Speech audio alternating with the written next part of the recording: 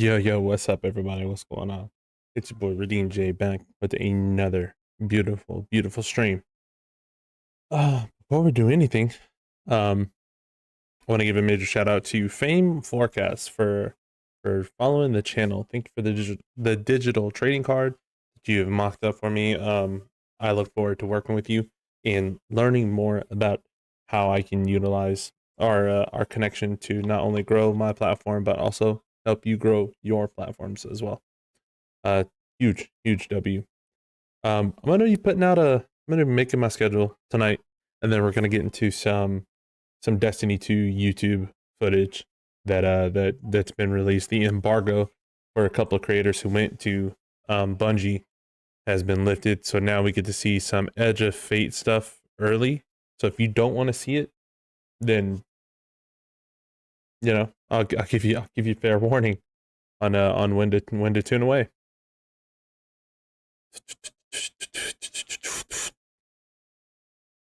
Settings. Let's go to channel. All right, here we go. About to pull up my wife's schedule and just get after it.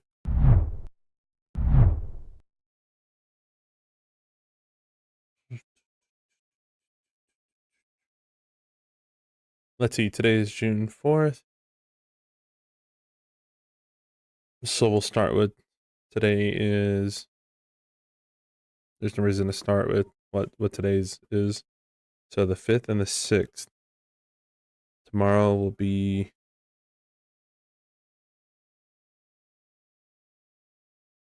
Apex climbing for sure.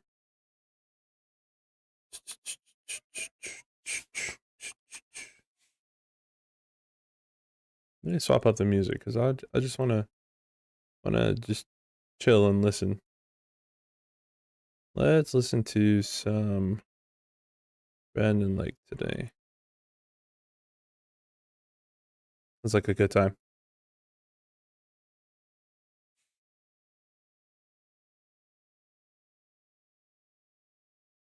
And diamond chasing.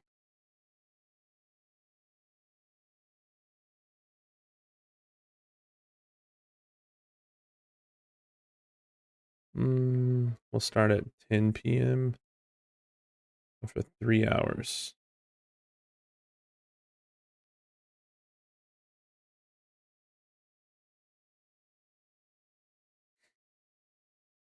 Today we're doing the wild test. Got some extra stuff going on. There we go. Simplify it. So let's go for Friday.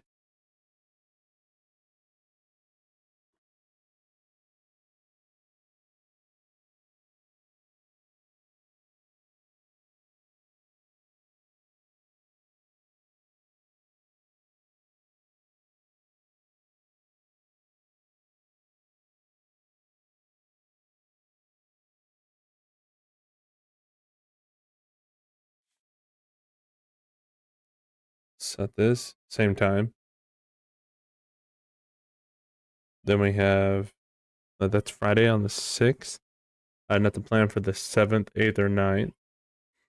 So we're gonna plan for the 10th. Yo, what's up, Spartan? What's going on, homie?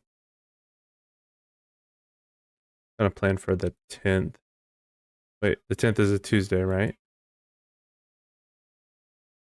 Oh, that's Rivals. So let's go Wednesday again. We're gonna start. Maybe try Valorant again.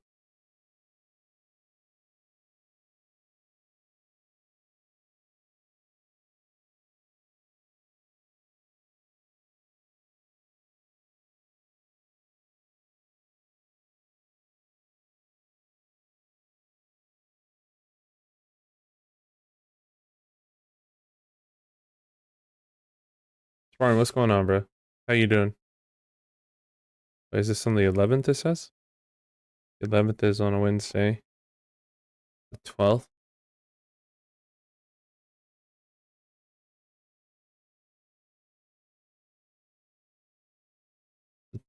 12th is a Thursday. We'll do diamond chasing again on Apex.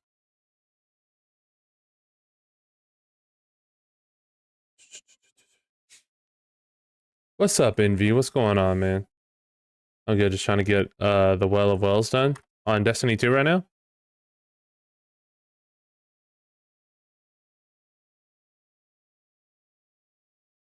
Let me yeah. Dude, I hate that thing. Because no one wants to do it right. I feel your pain. I can join you for that. I'm gonna go over some Destiny 2 noise news.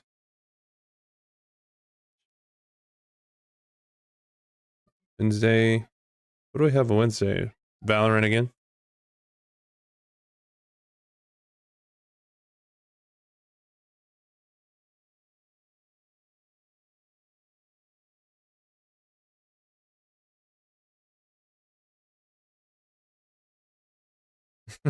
Just put Riot, please. Just give me some good teammates. That'll be funny. And then next, so 18th, the 19th.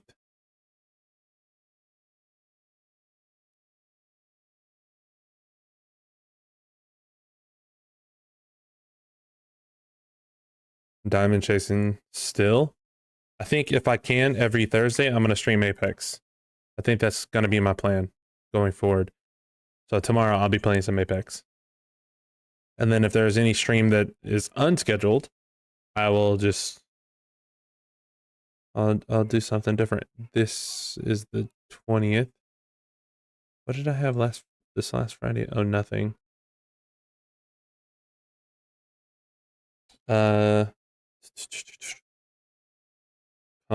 or trials. Either way, loot. On Fridays, I'll be doing Destiny competitive. And then the 21st is the last day that I have, and that's on a Saturday. And so that's I'll put just chatting on that one.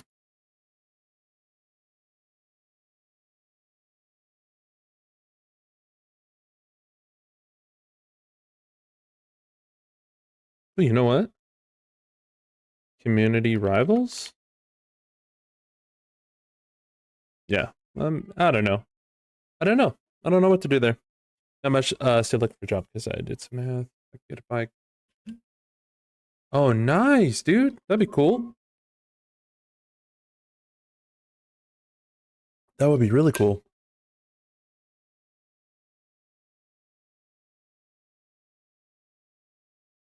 It's a good song. This is a good song. Can you guys hear it just fine?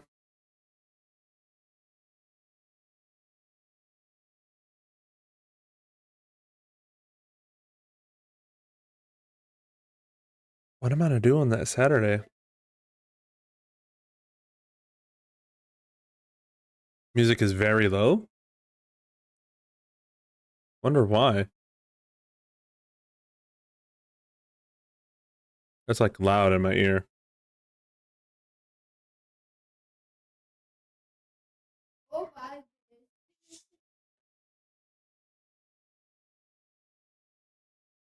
Can't hear it?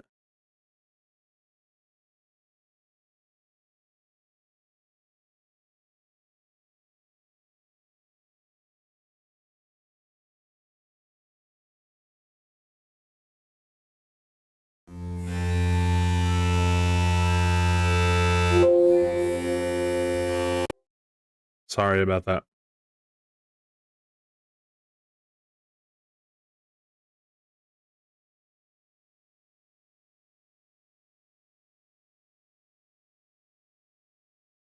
So say like background music anyway. Finding the levels is very strange because like I hear it way louder than you guys hear it. It's all a production thing.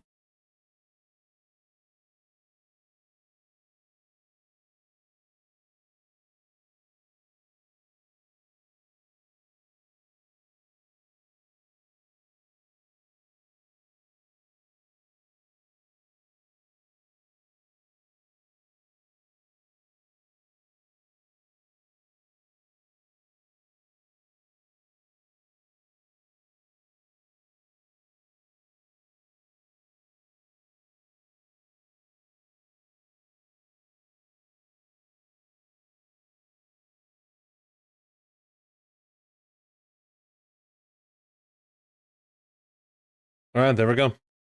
That is all of June for now. That is all of June planned out.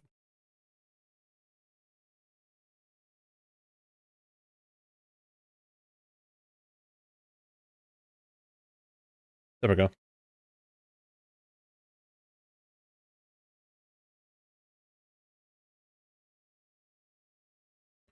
Spartan, what step are you on right now? Because I can boot it up real quick and join in with you.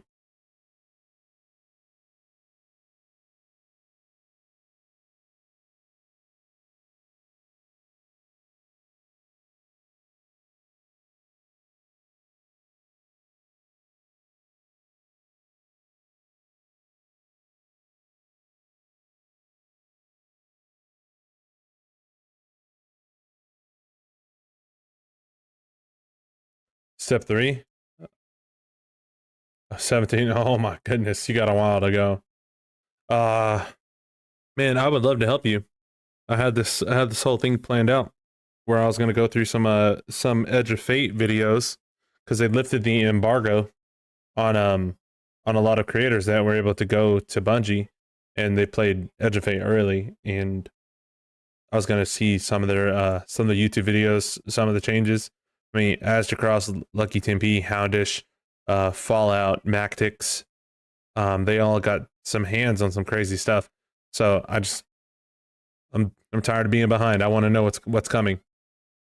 I was gonna go through that first, and then I was gonna possibly hop on the games afterwards. I don't imagine tonight's gonna be a very long stream. Is what I'm trying to say.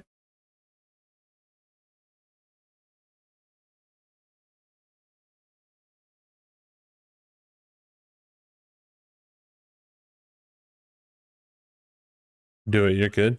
I still want to help you though. I mean, I'm gonna start building a community around you helping on Destiny 2. That'd be stupendous.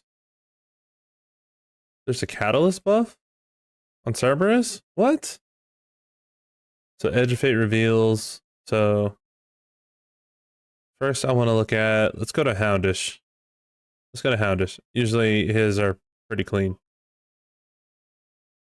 Aztecross saw the state of play today. The PlayStation state of play was kind of weird. I'm not gonna lie. It was kind of weird. A couple of games that stuck out, but nothing crazy.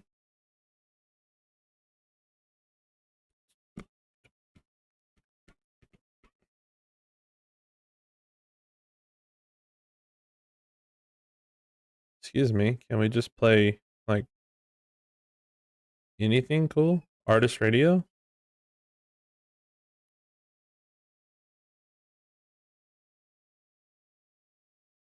I will do that. Alright, let's go find Houndish first. Alright, let's click on Houndish's channel.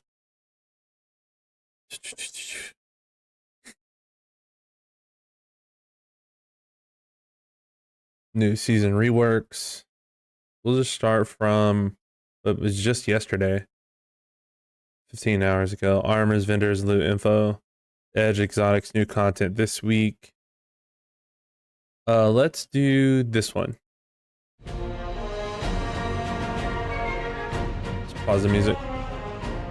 What's up guys, Houndish here, and today we are jumping back into Destiny 2. We've got the weekly reset for the 3rd of June, also a game update for today, which drops alongside the Prophecy Dungeon for Rite of the Nine, so at least a couple of things going on in terms of the game this week, and additionally, of course, Edge of Fate previews have been rolling out, with folks getting hands-on time in the game, so we'll touch on a couple of items there, which are pretty interesting. But otherwise, on top of the patch changes for today, we have vendor roundups, so we'll cover the Eververse inventory, featured weapons, and activities for the week, as well as a couple of updates from Bungie. So as we head into the new week, if you do find the content helpful, hit subscribe, and I can keep you posted with upcoming content and everything related to the game. But otherwise, thanks for watching, and now let's get into it. Briefly, in terms of the game this week, as we've mentioned, Rite of the Nine has dropped with the Prophecy Dungeon, so we finally get access to Prophecy, which does have some of the best weapons for Rite of the Nine in terms of perk rolls. As always, there are some new quests at the Emissary as well, Still plus wanna the do this attunement too. options to focus for any of the weapons that we particularly want. So be sure to head in and visit the Emissary before you jump into Prophecy this week. So And loud. let us know in the comment section if you'll be farming for any of the rewards. We're going to touch on the patch notes for today in just a moment, but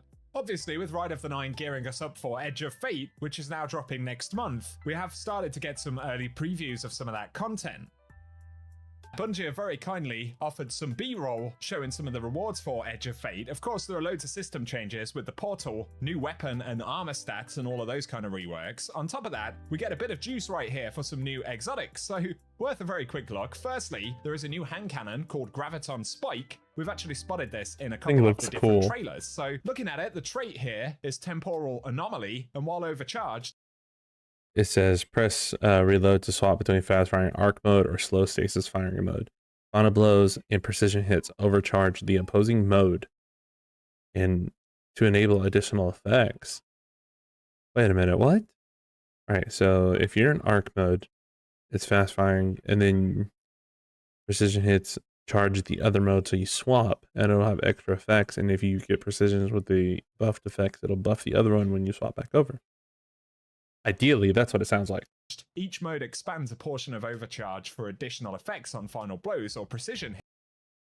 While overcharge, each mode expends a portion of overcharge for additional effects on final blows and precision hits. Arc mode calls down lightning strikes, more bolt charge.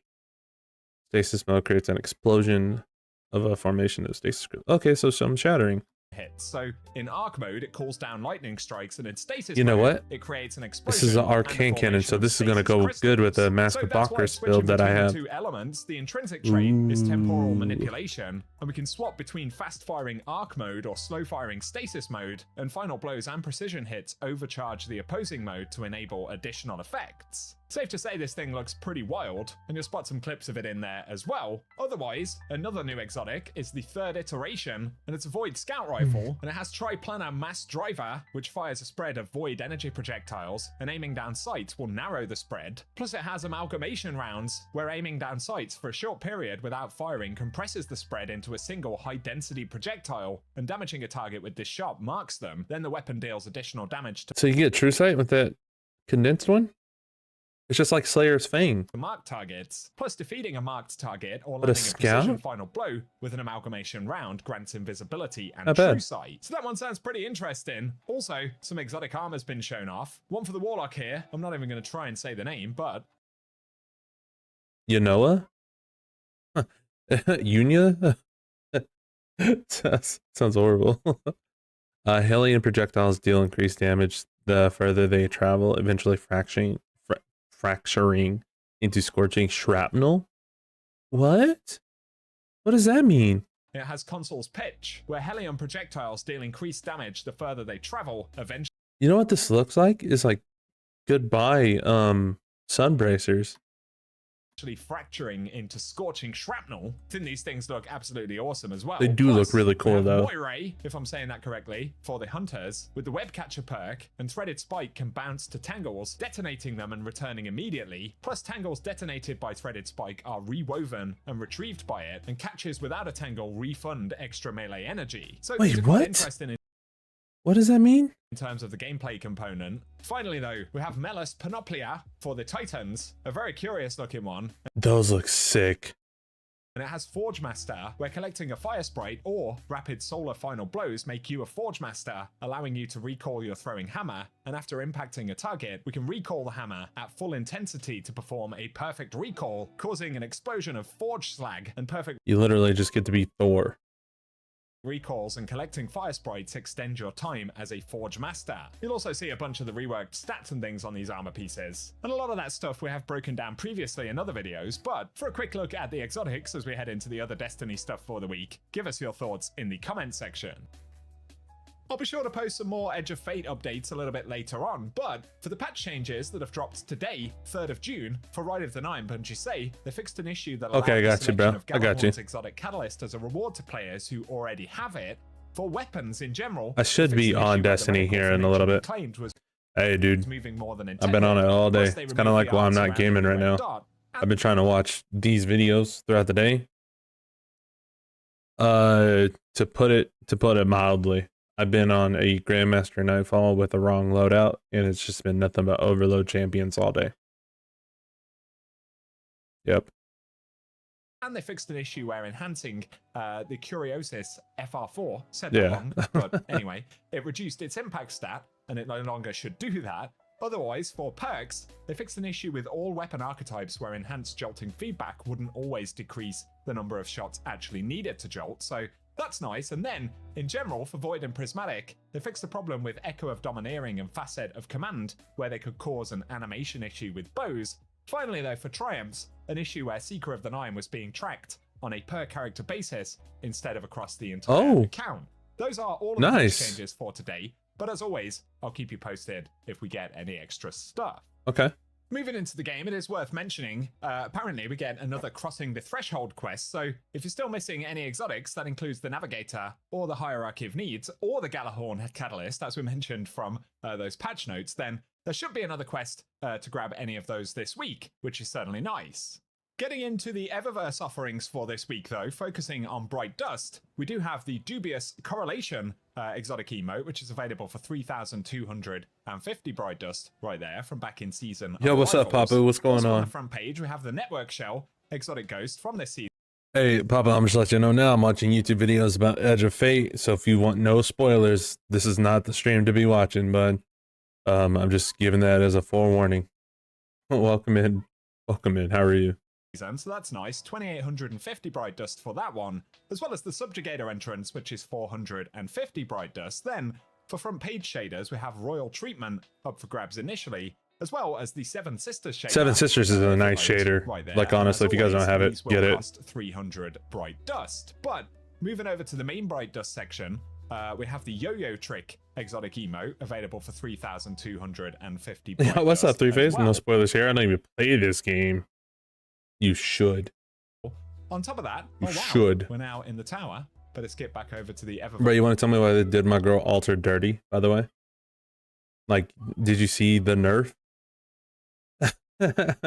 Store. On top of that, we also have the Pumping Up. Yeah, bro. For 700. Hold on. They said that Alter's portals are going to have a 60-second cooldown instead of 30 seconds. Like her fallback is going to have 60-second cooldown. And the time it takes for the activation. So let's say you do a callback on your down teammate, they get pulled over to you. It takes 6 seconds from the moment you pull them, or it takes 8 seconds from the moment you pull them before that portal shows up for the other team to hop in. Now they said, nope, we're going to give it 6 seconds. Then they nerf, I don't know if it's active today or not. I don't know when they drop, but the patch notes said that Ballistic is getting his tactical nerfed as well, where his smart bullet doesn't do that the extra damage. Yeah, huge nerf, huge, bro. People are just gonna be jumping through portals just because now. Like you can't juggle, you can't fallback juggle.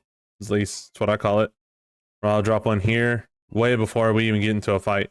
I'll drop another one close to a fight, and we'll bounce back and forth.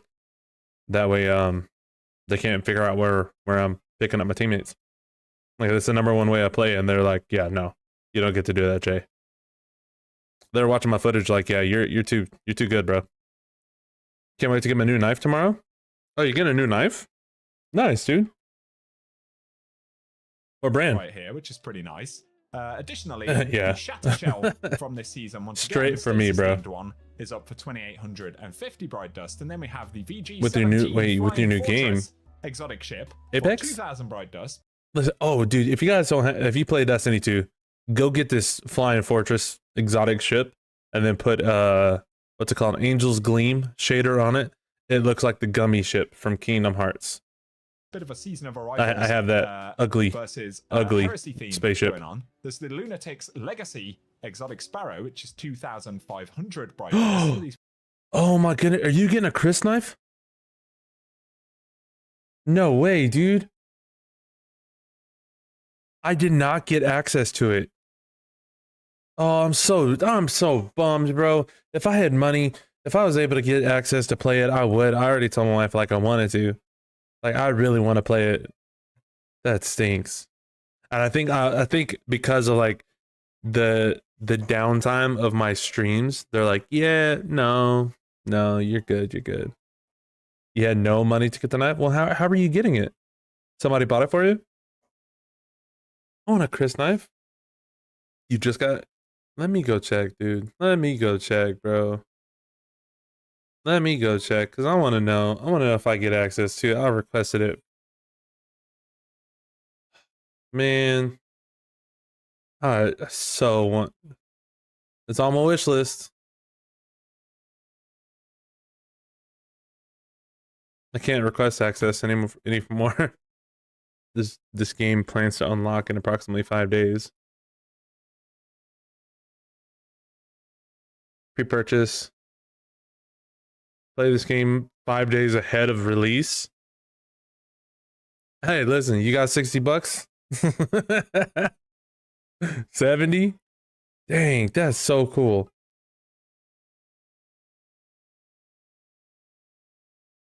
Man. Oh, it takes a 3070? Do I have one of those? Oh, minimum. Recommended. What do I have? What kind of... I don't even know what kind of graphics card I have. Can I even run that game? I have a 3060. Oh my goodness. I have to turn some stuff down, but I could do it. I don't know about streaming it though. I already made a character on it and everything. Just ready to go, bro. Ready to go. Your community paid for that one? Hey, bro, that's a blessing, dude. I love to see that. That's a dub right there. Congratulations. Yeah. I set up my character for sure. And the fact that it has vitiligo. Like you can set it up. I feel sort of seen, you know what I mean? If you want to watch at high res and AC, you can watch my stream. Dude, I'll be there. Manana, what time? What time? Because I'll be at the computer anyway. I'll be doing nothing. I'll be doing nothing except being a dad. Full-time stay-at-home dad life. These previews are being a little bit slow today. We'll try again. Doesn't seem to be wanting to play ball. Pacific? So that can cause issues. Weapon ornament wise, though, we do have the Cleaver weapon ornament for Lament, which is certainly a pretty nice one. That would be 9 a.m. my time. And then the Infinity Door projection is up for 15. Yeah, that's 9 a.m. my time. For second page shaders, we have Verdigris. I'm central, so right now it should be 300 bright dust, so no change there. 9. It should be 9 p.m. for you. Chill available this week, which can be quite a nice one. Maybe 8 p.m. for you. Which is quite pink, but right now. Nice, so yeah, it would be 9 a.m. for me. Shaders, there is Ultra Clean, which doesn't necessarily look ultra clean, but give us your thoughts. Yeah, I got you. Though, finally, Dark Blade Effects is up. I got a buddy who lives there. Lives in Cali.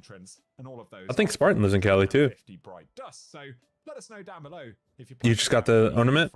It's nice, bro. Limit's not a bad exotic. Especially for DPS rotations. I don't want to look at Banshee. I want to figure out everything else for Edge of Fate.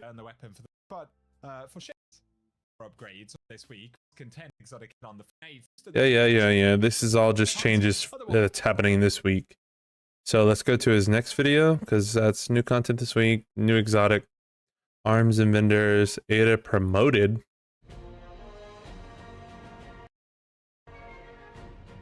Don't remind me.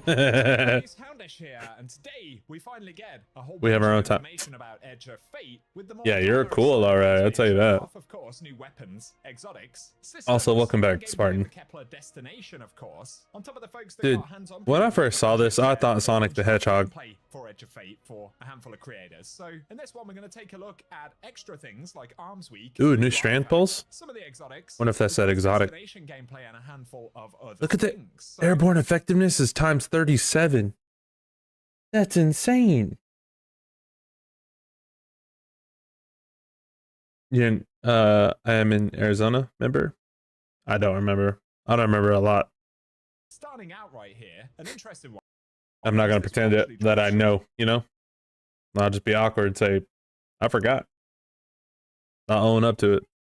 shortly after Edge of Fate, but we get a look at the Arms Week event home here. So Bungie say it's time for Guardians to hone their weapons. I barely remember what day the trash is. Like, we have rollaway bins. And if we visit her, we can obtain What? Volatile Weapon Mod, which are experimental but powerful upgrades for this week's featured weapon archetype. Put those weapons to the test in activities to gather combat telemetry, which Ada 1 can We now have a time zone named after our capital. What? You have a time zone named it? When? Never mind. Don't tell me. Don't tell me. I don't need to know. That's useful for you, but not for me. Dude, I am in Texas and that's about as far as I'm thinking. What? How? Who decides that? Is it like the Loki, the timekeepers? I'll just forget. Arizona time never changes. Even during daylight savings time, it never does. You'll just forget it. Hey, hold on. Maybe I will.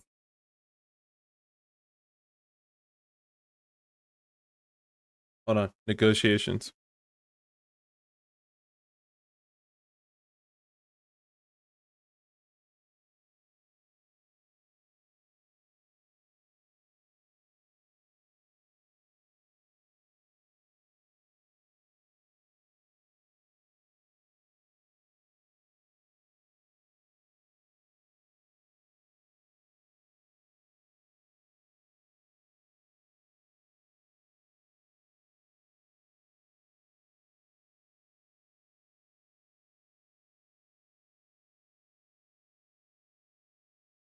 Was decided a long time ago. Yeah, I want to know who decided, bro. Like, you know what I mean? Like, who's deciding this stuff? Like, you ever drive through the countryside? Like, here, just walk with me, or just hop in the car. We're gonna take a drive through West Texas, and we're just gonna see all the rolling hills of just grain and wheat, and a couple of cotton patches and stuff like that. And you see a whole bunch of cows and livestock. And you're driving down I-27. You look out your window. You see nothing. Then you see this giant property, and then the next thing you know, you see a sign that says "City of Nowhere." Or Town of Nowhere? Who decided this is where we're gonna put a town? And they were like, you know what, son of a gun, I'm in. And then they set up a little sub power station and everything. And then there's a mayor, a one horse town sheriff, a single stoplight, and maybe a population of like 60 people. Who out of those 60 people funded this? Are the 60 people also paying the taxes for that little town? I mean, I've got so many questions, you know what I mean? And then for situations like yours, who decided, yeah, we're just gonna call it Phoenix time zone? Like, why can't I just, call it Central Texas time zone? They call it Central time zone, but like, it's not just for Texas; it's for majority of the Midwest, and it stretches from Texas up to North Dakota. And I mean, I understand that, but like, who is deciding this stuff? I want to know. And then you look at some places that are like abandoned, like properties. Like at some point in time, someone's like, "Yep, I'm gonna build a house here," and then it just goes to families. I've got questions, man. I've got so many questions. Years ago, way before my time. Yeah, same. Exchange for focused weapons and other rewards. I just think weird. The event home once again has a rank up path, and that has a bunch of different loot drops. We'll also be able to launch the shooting range from here. It also lists Arms Week hardware as a player versus player mode for it. The first time we launch into the shooting range, immediately you'll notice the weapon that the player's holding, which is a pretty interesting looking thing. We can see it's a stasis auto rifle. Otherwise, There's a new perk called Frame of Reference there as well, and that's about all we really know about the weapon, but possibly one of the first Arms Week weapons that we'll actually encounter, unless of course it has a different drop source. I'm so excited about this firing range. Here you'll also see some Kepler destination footage. Obviously some of these are little bits of missions from Edge of Fate, but kind of making sure that narrative components are Want to link as much as possible. There's also a clip of Guardian activating Matter Spark and some of the... You can try it.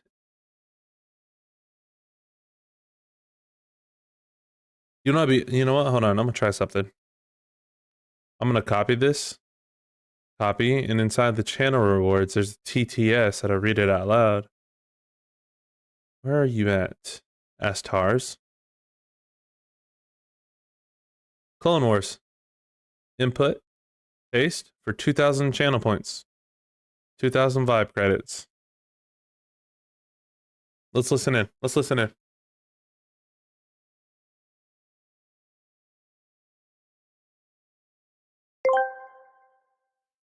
AI Overview. Learn more. Arizona decided against observing Daylight Saving Time, DST, in 1968 due to the state's hot desert climate and the desire to avoid the increased energy consumption associated with longer daylight hours in the evenings. The decision was made by the state legislature, and it remains in effect today for most of Arizona, except for the Navajo Nation, which observes DST. That makes sense. You don't want the day to be longer, be hotter. That makes sense. That makes sense. See, I understand now. I just need it to be read to me like I'm 8 years old. Sort of ways we'll be able to appreciate that, bro. around the map, going through little tunnels and pipes and stuff. And these are the destination abilities for It's actually Kepler. pretty informative. So cool to see them in a bit more detail. As opposed Oh, to dude, some yeah, animation no bits and kidding. things in there as well. I was in Phoenix when I was like 12, and I spent most of the time in the pool. And I wrote, oh my goodness, I would remember that we spent a good majority of our allowance going over to the convenience store and buying just 20-pound bags of ice and tossing it into the pool just to make it colder. And we spent a lot of time in the pool. There's a clip here of the artifact, which will be called Implement of Curiosity, some Fallen or Vex technology, maybe a mix of both. There's a mod called nice. One with Frost, and while Frost armor is active, stasis weapons gain increased reload speed and stability. And Is this a stasis meta we're heading into? Looks like stasis, a lot of stasis. But what are these? What are these things on the artifact? Swords get increased guard resistance. There's also Tightly Woven, where Woven Mail will grant us increased super and grenade stat. Okay, so that's Strand. So what are you? So stasis and Strand? As well as Frost Renewal, and while you have Frost Armor, taking critical damage releases a burst that freezes nearby combatants and grants Frost Armor to you and nearby allies. Plus Elemental Benevolence, and granting allies an elemental buff gives class ability energy. Then there is Threaded Blast, and destroying a tangle with strand damage increases the radius of the explosion and its damage. As well as Cauterized Darkness, where stasis or strand debuffed non-boss combatants take increased solar damage from all sources. Otherwise, Shield Crush, and while you have Woven Mail, Frost Armor, or Void over shields, your melee recharges faster and deals increased damage. And while you're Amplified or Radiant, the grenade recharges faster and deals increased damage. Those are the main mods they show. There's another, Reciprocal Draw, and Rapid Non-Sidearm Final Blows grant sidearms a period of increased damage for a short time upon the next draw, as well as Rapid Precision Rifling, where rapid precision hits or final blows with scout rifles grants them increased reload and reduced incoming flinch. So a bit of a preview of some of the artifact bonuses that we'll get for that first season. Sounds like Stasis Hunter is back on the board. When we look into the solo ops playlists, we can see that Bungie will feature missions like the Salt Mines from the EDZ. Some of these actually appear to be lost sectors. They also have completion rewards listed, so complete Most construction, which I did do most. My life companies will start at 5 a.m. and stop by 2:30 p.m. due to 3-5 being the hottest part of the day as well. Dang. Can you imagine listen. Yeah, I would do the same. Yeah. It makes a lot of sense because I used to do I worked in West Texas, which I mean, it's Texas. It's not Arizona, but we have our own set of heat. You know what I mean? We would do the same thing. You show up to the location, start at 4 a.m. and show up to rig up, and you try to finish before it gets really, really hot. And the sooner you're done, the sooner you're out of there. Oh my goodness, dude.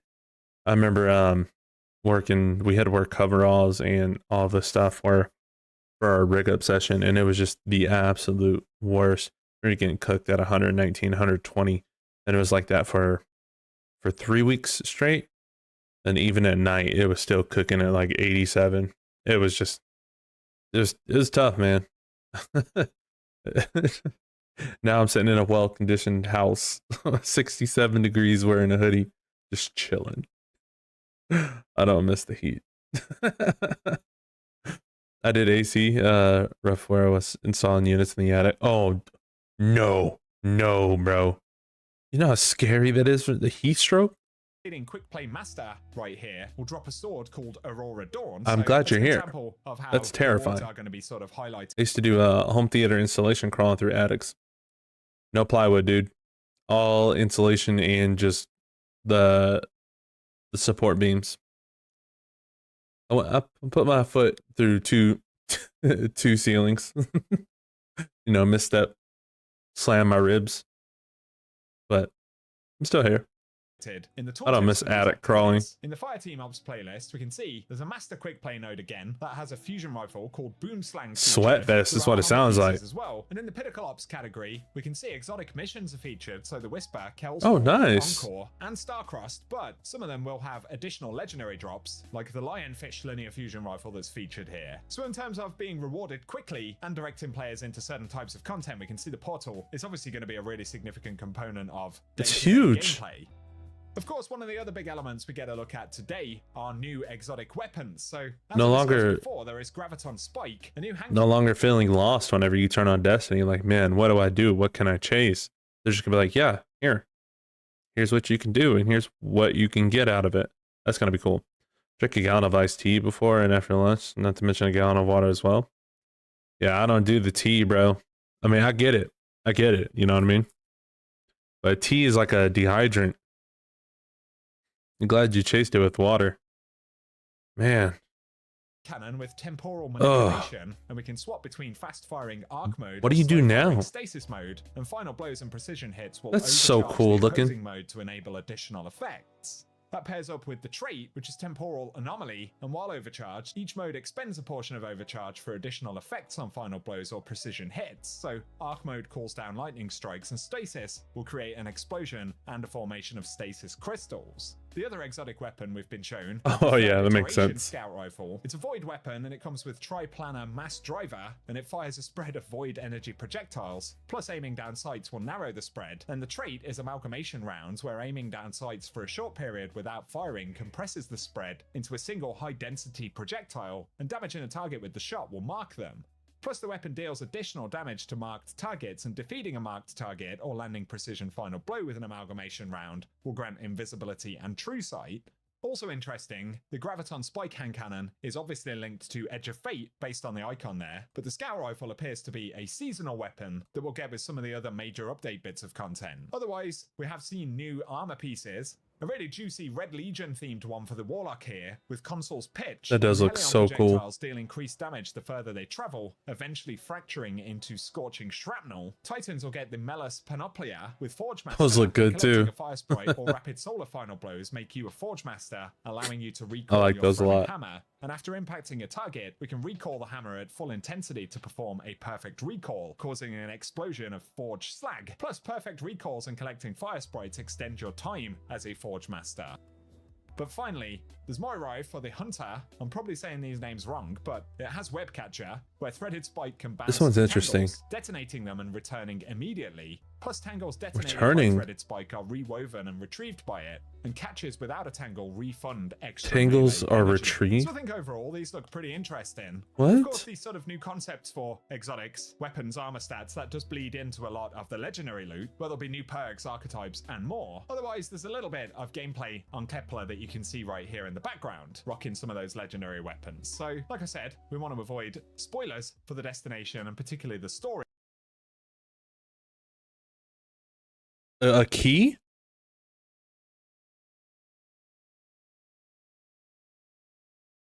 Oh, dude, you're not interrupting nothing, bro. It's a chatting stream. The whole purpose for me to just not play and focus on talking with you guys. Don't worry about that. You're not interrupting. You're really not. Destiny is just like the main game that I'm trying to play again. Oh, no, you're not interrupting nothing, brother. For real. And that'd be sick if you could. But if you got somebody in your community who's way more chill than me, then give it to them first. You know, consider other people before me. I'll play it when I play it. I'll probably be late to the game, but So some of this stuff is I got Destiny. sort of spliced up into less spoilery segments that simply show the destination. But give us your thoughts on what's been shown off today, guys. We've been sort of starting to get a concept of the system changes over the last few weeks, so most of it isn't necessarily too mind-blowing or surprising outside of what I got you. But as I've said before, I think I might have enough subs now to be able to get it, but I'm considering using my my Twitch payout for paying for an editor. Juicy, especially they paid for it. I do the same stuff, dude. Like the light that I have was 2 months ago or a couple months ago. The Twitch payout paid for the light. I understand. You know, I'm a full-time stay-at-home dad. I don't have extra budget, at least right now, to just spend money on stuff. That's why most of the time, if I can play it for free, and I'm looking around to see what else I have that the community has paid for. Oh, these earbuds sent in. The keyboard paid for. It was sent in. The upgrades to the PC community paid for. The last thing, the rope lights, they were like $30, and that was from my lowest sub count, and they paid for that too. I'm able to work, so I stream, and that's how I'm trying to make money too. I am in the same boat, bro. I'm unable to work because I'm the full-time stay-at-home dad. My wife works. She works nights, and just trying to make a stream the dream, you know. Try to make something out of nothing. Do what I can. I would say look into like affiliate marketing and stuff like that. And do you use Streamlabs or do you use Stream Elements? I feel like I'm like mushing my words together today. Because if you use Stream Elements, use OBS. Yeah. But well then if you go to here, I'll show you, man. They did it a while back, but if you're constantly streaming, dude, this is something you can check out with your community. Because like if you look right way above me in the top right hand corner of your screen, you'll see that there's the factor rotator, the widget. I'll move it around for a second. You see it? That right there? That's a sponsorship, and you should be able to have some sponsorship with your community. Just go to Stream Elements. You go down here to sponsorship tab, and they should have some for you. They should have something for you here. It's like I've completed. Excuse me. Hold on. Why is it on Kick?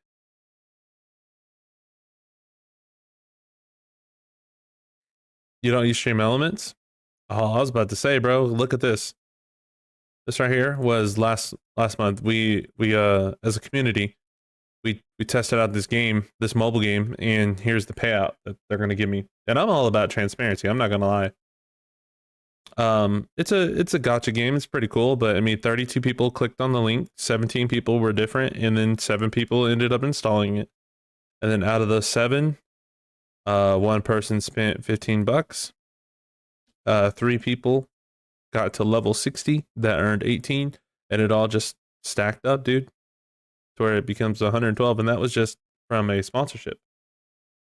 And they have other ones that I haven't signed up for, and currently I'm signed up for Factor, and I'm already going to get $20 from Factor, and this is like on a monthly basis, so I at least have what I'm looking at as like a battle pass or a guest a tank of gas, you know, things like that.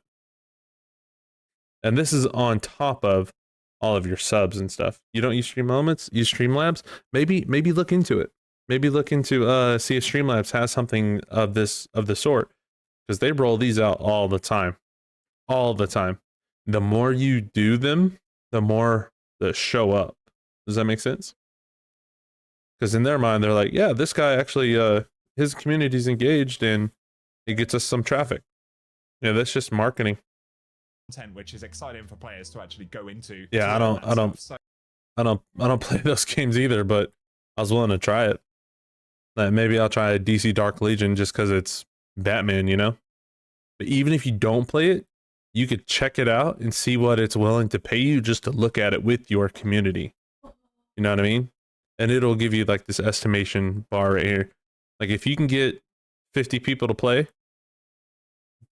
that's like a electric bill and then some, or a car payment or something, you know? And that's just something to get your community engaged with you. It's not that you have to play it, and most of the time it's like 30 days to get them to hit these goals. If you can get them to hit these goals within the window of whatever, yeah, there it is. 30 days. If you can get them to hit it within 30 days, man, you got that payment. You got the payment right there.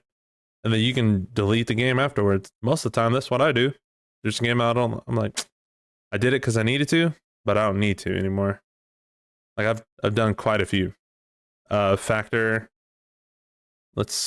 How far back can I go?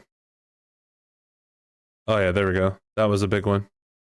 Monopoly Go. $384, bro. I was able to pay for our electric bill with just sponsor money, not even subs, just sponsorship payout. So it's pretty cool. And there was one time where I made like $700 off of sponsorship. So it's viable, but it's, as you can see, it's arbitrary. Now, sometimes it's no one's really going for it. I get that, but streaming is arbitrary in and of itself. Use only Nightbot and sound alerts. I love Monopoly, as long as it is electronic.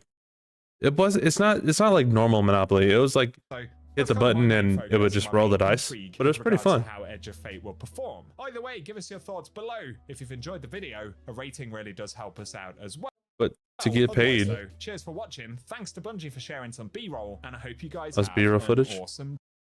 But to get paid just for playing a mobile game, that was huge. New exotic tokens, abilities, and nerfs. Okay, let's go to Mactix and see what he has to say. What? Destiny 2 game director. So, what's up, guys? I'm at Bungie HQ right now, actually. Massive thanks to them for flying me out. Sat across from Tyson Green, game director of Destiny 2, amongst some other friends. You want to tell us? Used to play on all the time on Xbox. Monopoly's fun. Oh my god. Well, Bungie is. If you have the chance, you can find a channel that has a code and you want to support them, and they have that sponsorship. I started with Bungie back in 1998 with Myth 2. If you want, here's what I recommend. If you can find Monopoly Go sponsorship on somebody's channel, usually they'll have it like on their About Me. They'll have it just chilling. Let's go to channel. Scroll down. Some people have it like right here. You know, you click that link, it'll take it to you, and if you're on your phone, it's even better. Download it on your phone and start playing that Monopoly Go so you can check it out and support that streamer. That's what I would recommend doing if you like Monopoly. That'd be stupendous, honestly.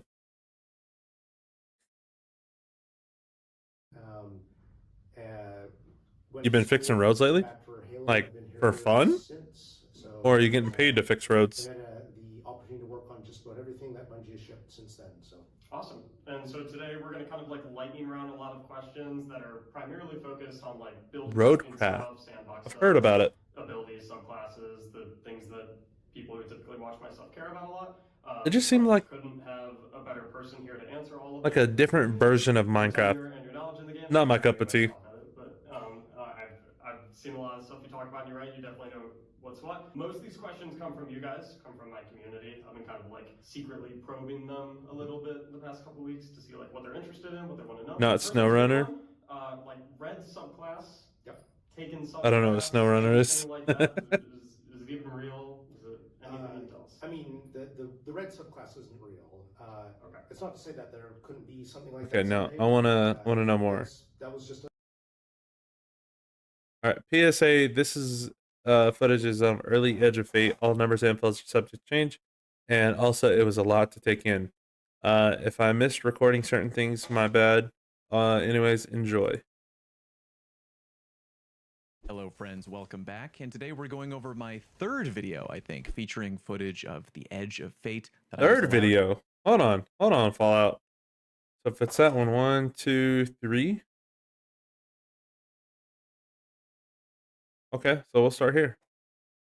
What up, you lovable nerds? Fallout here, and yes, you are reading the title of today's video correctly. At the end of May, I went out of town. Didn't mention where to, but yeah, a lot of you probably suspected. I was invited out to Bungie to check out an early version of The Edge of Fate. This will be one of a few videos I plan on putting out this week, covering secret footage I was allowed to record of the new content we'll be getting in July. Do me a big favor and ring the notification bell so you don't miss the other videos when they come out. My final video will be discussing my overall thoughts on Edge of Fate. Definitely don't want to miss that one. I have a lot to say, but today we're talking about exotics. While playtesting That's Edge cool. of Fate, we were given That's a access nice to concept. several new exotics to Maybe tinker kids will grow around up, with. like, 3 wanting of to them do that were as a exotic career, pieces you of know? Armor, one for each class, and 2 That were would be dope. exotic weapons. That would be Why don't we dope. start with armor first? The Titan exotic is not only hilarious, but gives Titans a long feature with some activation criteria. Introducing the Melis Panoplia Gauntlets. Collecting a Fire Sprite or Rapid Solar Final Blows make you a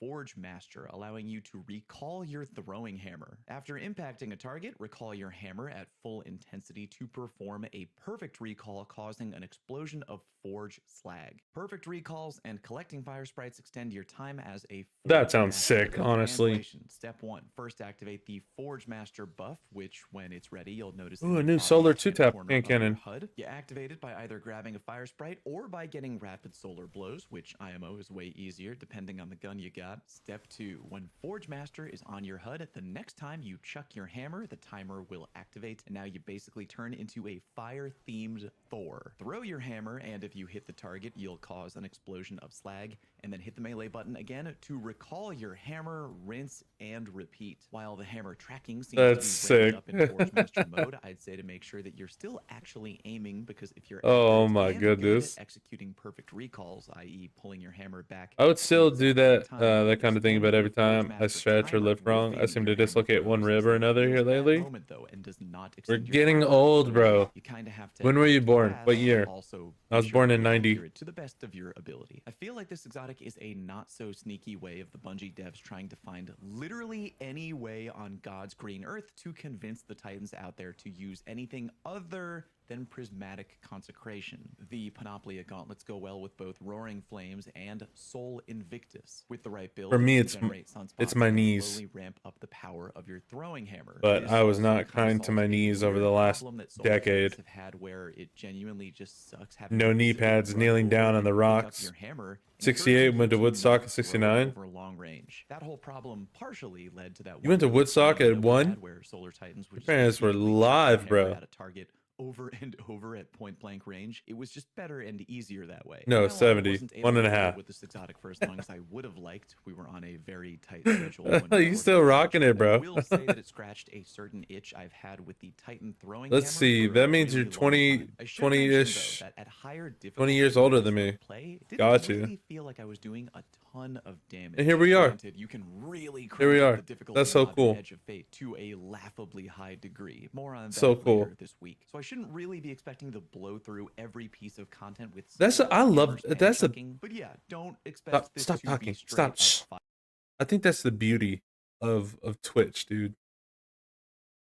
I think that's the beauty of Twitch. It brings together people that in like in all other senses of the word probably would have never met, or lives would have ever like intersected. You know what I mean? I think that's really, really cool.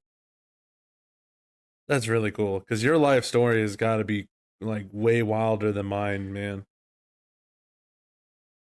Because the 90s were a strange time for me as a kid.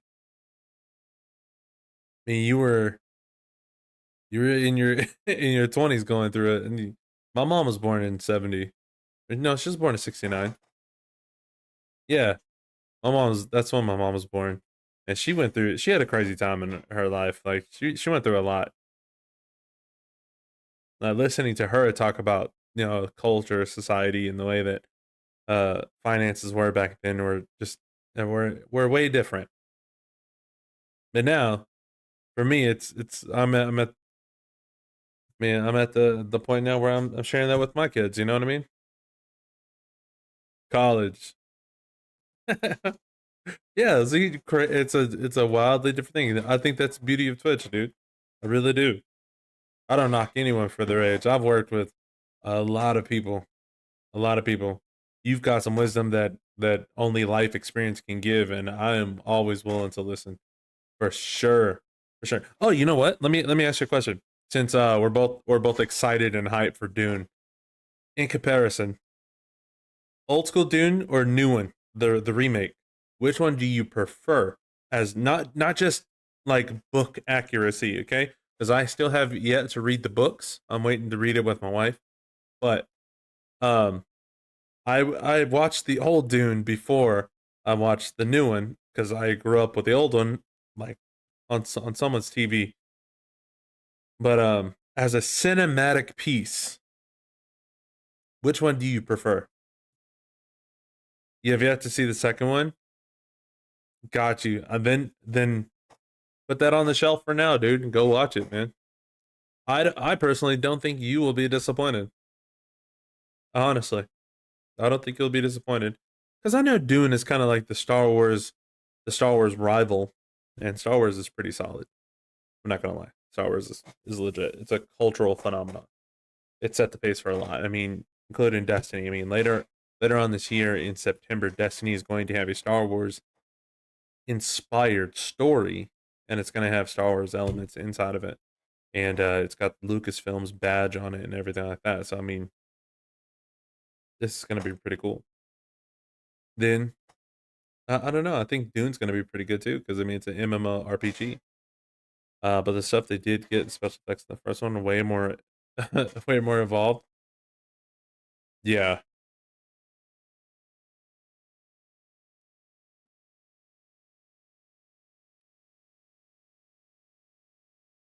Yeah. It's just technology. It took a minute. It took a minute for it to catch up. And you know what? Some of the CGI nowadays is still lazy. Because you can look at like 2008 like Transformers, right? There was those nanobots. They turned like super thin, you know what I mean? They all just they did that whole you know what I mean? They got really, really skinny. And you look at that CGI of the Transformers film by Michael Bay, and then you can see stuff now, you're like, why are you lazy? Why are you cheaping out on us? We know what you're capable of. It's kind of like when your kids they do really, really good on on something, and then it's like you done messed up. I know you can do this really well now. That is the standard you set. I expect that. Hollywood thinks that we don't pay attention to that stuff. It's funny. Fire right out of the gate without some It's funny. pretty good build crafting on your part. When July is here and I get more time to actually fiddle around with these, I'd really like to do some detailed damage testing July. to see if they can stack up to the gold standard of Titan melee spam, Consecration Knockout Prismatic Titan with Spirit of Syntho armor. That little build package puts in a wild amount of work in PvE these days for very little effort. So while definitely fun, Panoplia really has its work cut out for it. Next up, we have the Eunoia Warlock. Eunoia, that's how you say that. Properly, and nobody will correct me ever. Hellion projectiles deal increased damage the further they travel, eventually fracturing into scorching shrapnel. TLDR, fellow floofing Warlock bros. Equip the Hellion aspect either on solar or prismatic, and now your little solar buddy will hit harder the further the projectile goes. I came home after my trip and recorded some footage of the current Hellion aspect, and whoops, I forgot. Now that's a lot of damage! Power level is getting shaken up drastically in Edge of Fate. More on that another day. And it definitely has a big effect on our damage numbers, so almost impossible to compare damage output when I was at Bungie with current damage output Hellion. The numbers are way too different. Here's some good news though. Unless there's something else going on, and again, our recording sessions were kind of wacky, but it seems like with Eunoia, the extra projectiles from Hellion result in a faster ignition time. Here we are in current Faster ignition time? The Cabal with Aging no myself attachments or here. My it parents takes will not about let me have 4 video hits games. with Hellion for an ignition to be triggered. Now here we are in Edge of Fate in the shooting range, which The is first also game I played was Atari, against a was Yawgmoth Pong, ogre. and then Hard to tell from the footage, but was it it seems like we get an ignition Asteroid? either Yeah, 2 or played 3 Asteroid. hits from My Eunoia grandpa had it, rather than the surprisingly. usual 4. And he had it because he had PTSD because he served in Vietnam. Slow cooker. By that I mean it's something you don't really need to actively think about. Just turn it on. That's where my and keep it in the my addiction background of while you get iced drunk and do oatmeal your thing in the kitchen. I think this exotic cookies might came from. be a Was my contender grandpa. for some activities, but it's all going to depend on how much you're able to actually use it to stack up repeated ignitions. I think if you're able to dish out ignitions, How does it feel to like watch tech like just grow so fast like this? Then yeah, I could It's see it insane. being viable. This More is on that in insane. July, I'm sure. And before we move on to weapons, exotic hunter armor, we got a chest piece called Moirai. Quick side note: there's no way that Bungie doesn't know what they're doing when they're naming these exotics, right? Like they're trying to confuse people, right? It doesn't matter. Anyway, the exotic trait is Web Catcher. Threaded Spike Weird. can bounce to tangles, detonate them, and return immediately. Tangles detonated by Threaded Spike. Love me some oatmeal raisin. Woven The and iced freeze oatmeal ones, dried bro. catches without $2.76 extra at melee Walmart. energy. I Great know value there's a brand. lot of info to take in, but I can So good. summarize it in 2 words: strand spam. Once you've managed to generate a tangle on the field, Hold on. take your threaded spike melee and chuck it at the tangle. Mission complete. Okay. Not only will you detonate Oh the snap! tangle, It gives but you when the another threaded spike another melee tangle. returns, you'll now be holding a tangle. You've both detonated the one on the field and you've cloned a new one into your hands. That might not What? sound like a lot at first, but if What? you play a lot of Strand Hunter, I'm sure you're already starting to see the vision on what you can do with this exotic. The aspects that IMO were born to be paired with the Moirai armor are Whirling Maelstrom and Widow's Silk. Whirling Maelstrom because when you detonate the original tangle, it now becomes a Whirling Dervish of green destruction, and Widow's Silk so you have more grapple grenade energy. Remember, if you grapple to a tangle, you immediately recharge your grenade energy, and this works even if your grapple latches onto a Whirling Maelstrom, which you can then use to grapple melee spam. In short, you'll have even more Whirling Maelstroms on the field for free, which you can grapple to and spam more grapple melees. You basically just dial up the Strand Chaos to 11 with this exotic. The only partial downside is something I can demonstrate here. If you're not perfect with where you place your grapple grenade melee, then instead of locking onto your Whirling Maelstrom, the grenade will lock onto an enemy instead, in which case you would not insta-refresh your grenade energy. This mistake can happen very easily because, you know, Whirling Maelstroms aggressively target enemies and dig into them, meaning your 2 targets are basically right next to each other. It's a very fun gameplay loop for sure, but frustrating when you make a minor mistake. Any season or episode, whatever we're calling them now, where you get strand heavy mods on the artifact will make this exotic go extra hard. It's really fun. Alright, why don't we move on to weapons?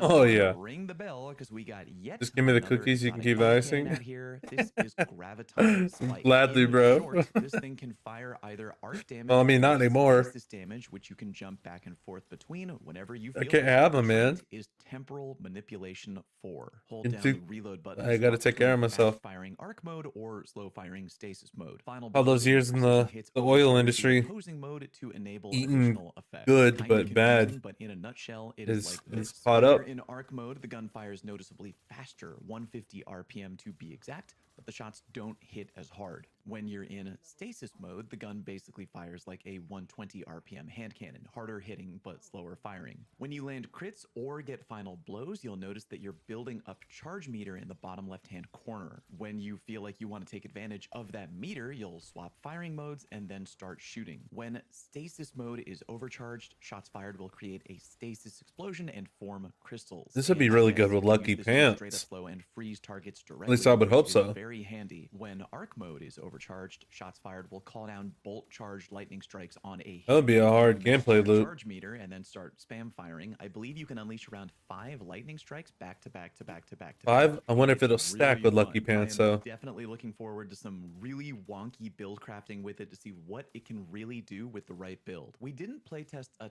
ton of PvP while we were there. Again, there was a lot to do with very little time, but I can only imagine that this might become an extremely interesting weapon in PvP depending on how fast you'll be able to fill up the meter. Keep that on the mental back burner for now. This could either become A, hard meta, or more likely B, a specialist weapon used by a select few individuals with the goal of just wanting to torture others in quick play with extreme shenanigans. The final exotic I have That's to me. show you is, believe it or not, a scout rifle, and even though it runs on primary ammo, it I hits just had to unbelievably okay. hard. Introducing the 3rd iteration, and it kinda does a lot. Try planar. I'm currently in 3 right now. Avoid energy projectiles. Aiming down sights. I don't think there's a history of it in my family except for high blood pressure.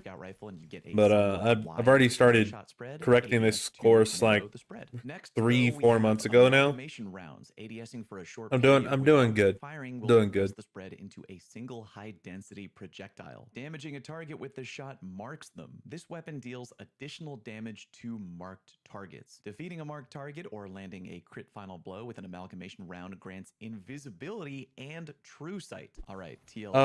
Rather than ADS, I don't really take in sugar anyways, but I have monk fruit just a second when when I you'll can. see your crosshair condense, and when it finishes, then you fire. Your shot will do way more monk damage fruit than and brown before. sugar, but brown Damaging sugar is like shooting when I'm range cooking. over a regular So shot does around it's either 1/4 monk fruit damage. or honey Again, as my remember the damage sweeteners. numbers are going to be weird in my video. And I don't really have Tweaked hardcore sweet stuff innovation anymore. rate. When you hit with an amalgamation round, you do 481 damage, significantly higher. And remember, we've now marked the target. Hitting the marked target with another amalgamation round now takes the damage number up to 624. Basically, marking the target makes them take 30% more damage from amalgamation rounds, which hit way harder than firing the gun rapidly. So, I think we're gonna try like I think my wife said we're gonna try stevia as like a full-on sugar replacement in the house. Give you both invisibility and I'm down for it. I'm down to try it. with a crit. It's kind of an all-purpose exotic primary weapon in PvE. Strong damage output, good utility, and it runs on primary ammo. The final perk on the gun is modified heatsink. Battery slowly recharges over time when the weapon is stowed or not being fired. In short, Auto-loading when holster. shooting the gun, it'll very slowly auto-reload over time, which is kind of nice. But don't worry, if you want to traditionally reload the gun, you can hit the reload button and you'll vent the core, aka just reload the gun. Anyway, you know those moments in a raid or dungeon where you're out of bait and switch rocket launcher ammo, but DPS phase is still going, and you're just trying to hit the boss with whatever backup DPS you got left? 3rd iteration will. I got you. Zero sugar root beer was like a pretty good help for me for sure. Give it a try in PvP as well. I'm extremely tempted by both free invisibility and true sight. However, I don't know if I'll wind up being. I didn't really drink that much soda to begin with. Like I'm just a water person, and all of our flavorings are zero sugar. An amalgamation round. And I'm not sure I'll be patient enough for that in PvP. We'll see how it plays out when the time comes. Again, do me a favor, subscribe if you haven't already, and ring the notification bell. That's not bad. So that was that one. Meet Edge of Fate's strangest new weapon.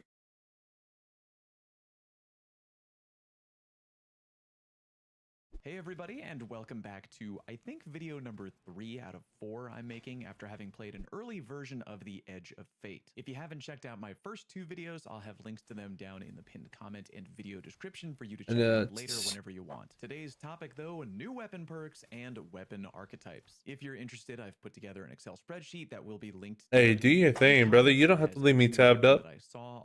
But I really appreciate it. If you do, just mute the tab and not the stream. That way it counts. I appreciate you hanging out in chat.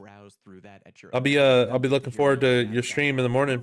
I don't think we need to chat about every single new weapon I saw. For example, this Stay, Shoreline stay real, Incident stay blessed. sniper rifle, Give and God the rest, you know what I it's mean? Certainly not bad by any means, but I wouldn't say it's tremendous. I'll holler at you tomorrow. We've seen Void rapid fire snipers before. I'd rather talk about some of the more rare stuff for y'all to keep an eye out for in July, and of course, I'll save my favorite weapon for last because, you know, YouTube. But you can just skip ahead if you want, who cares? Anyway, let's start with new weapon perks, of which I didn't see too many. I'm sure there's more to what I saw though. Remember, as I mentioned in other videos, the recording sessions were very go, go, go. First up, we have Built to Blast. Gain aim assist, stability, and flinch resist when you have woven mail, frost armor, or You're a void trooper, shield. bro. That's Not what that gonna lie, is. the benefits seem like they would pay off way I more appreciate in you, PvP Papu. than in PvE. Hey, get that rest, Flinch man. Get that criteria rest. is Well deserved. definitely kind of strict. I'd say if you have a consistent way to activate woven mail, frost armor, or overshields in PvP, maybe with something like the Titan Bastion aspect, this could be handy. We'll see. Next up is Transcendent Moment. Final blows grant bonus stats based on the weapon's damage type alignment. Light elements grant stability and handling. Dark elements grant range and aim assist. While Transcendent, this weapon gets both bonuses. Again, kind of seems like a PvP perk. I would much rather have the dark benefits between those two options, but that is just me. Binary Orbit. Elemental final blows with this weapon increase damage for a short duration. Darkness final blows boost arc, solar, and void weapons. Light final blows boost stasis strand and kinetic weapons. Unfortunately, I don't know exactly how much damage we're talking here. Didn't get to test, but any weapon perk that gives a damage buff is interesting to me. Impromptu Ammunition. Final What is blows that? increase ammo meter The Doctor progress Strange? from all sources for a short time. Later, when we Yeah, talk about it is. weapons, you might notice a new weapon stat. Appreciate called that, bro. Ammo generation. Ammo progress earned for final blows with this weapon. Primary weapons generate the most progress. Heavy and special weapons generate additional progress towards the ammo type that they do not use. Just take a look at the following footage that I recorded in game. In the bottom left-hand corner of our HUD,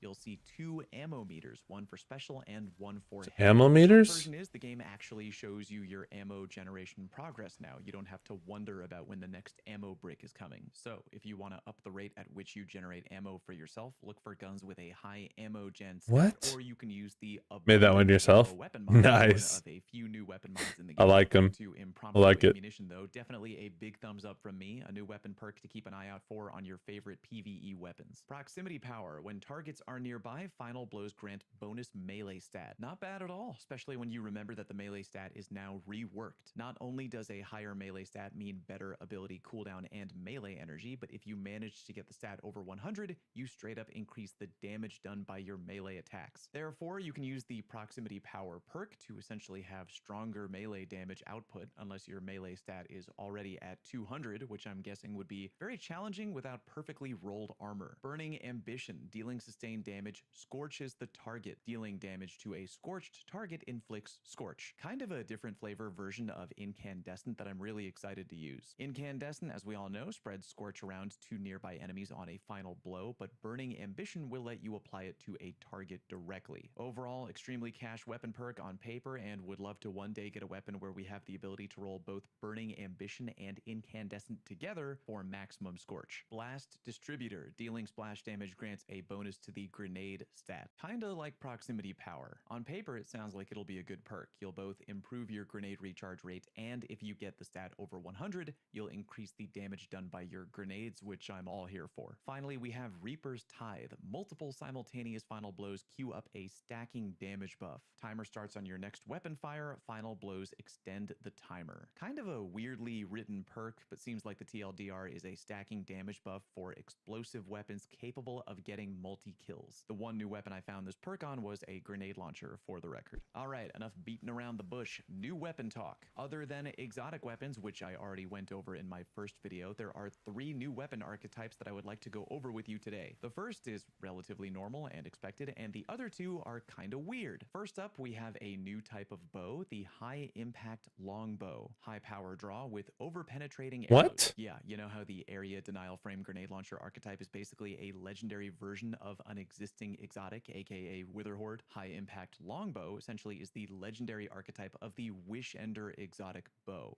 Your arrows will automatically over-penetrate targets, just like the Wishender. This archetype was found on the Mercury A kinetic bow coming in Edge of Fate. Side note, this bow is also capable of rolling kinetic tremors, making it the second bow in the game capable of rolling that perk, so keep keep an eye out for all you out there who don't raid and therefore do not have an accrued redemption bow. But also, this is a fun bow to pair together with a unique new armor set bonus called TechSec. If you didn't hear, armor sets are a new thing in Edge of Fate. TLDR, you equip a certain amount of armor pieces from a certain set and you get a bonus. Actually a good bonus, not like the seasonal stuff we had before. With 2 pieces of the TechSec armor, you deal significantly increased kinetic damage to combatant shields, overshields, vehicles, and constructs. And with 4 pieces of TechSec armor equipped, then defeating a powerful combatant or breaking a shield with kinetic damage releases a disorienting kinetic shockwave. Quick side note, the Excel doc I put together has a few armor set bonuses in there. Feel free to check those out at your leisure. Interesting new archetype number 2, the spread.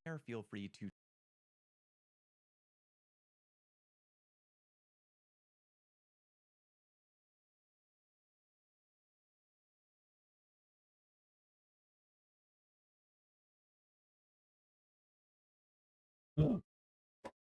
Excuse me. Defeating a powerful combatant or breaking a combatant shield with kinetic damage releases a disorienting kinetic shield. The tech sec, I'm thinking PvP immediately. Once per activation, continue while critical health being suspended or being slowed by stasis will make speed booster. Shotgun, bow, or sword final blows.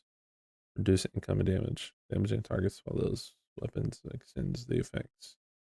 So you get both of these. Final blows with freshly drawn or reloaded weapons heal you. Bushido and TechSec seem to be the armor sets that I want to go for PvP. to check those out at your leisure. Interesting new archetype number 2, the spread shot hand cannon fires a short range spread of pellets. Translation, hand cannon shotgun. Granted, it doesn't hit as hard as a special ammo shotgun, as the one hand cannon I found and used that had this trait was a primary ammo weapon. Still though, melee abuse build crafters now have a shiny new toy they can fiddle with, as the Phonutria Farah hand cannon, nailed it, I saw was able to roll with 1-2 punch, which is hella interesting for a gun that runs.